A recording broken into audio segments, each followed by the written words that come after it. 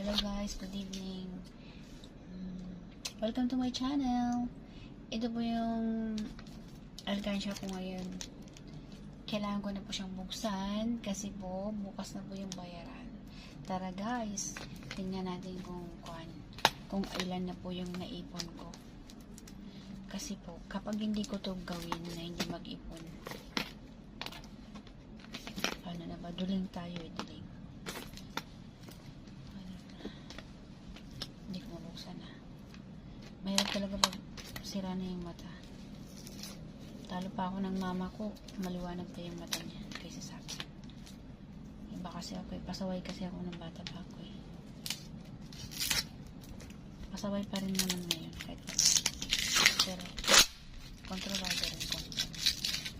Ayan guys, pare ko. Buksan natin. Ito po yung paborito kong lalagyan.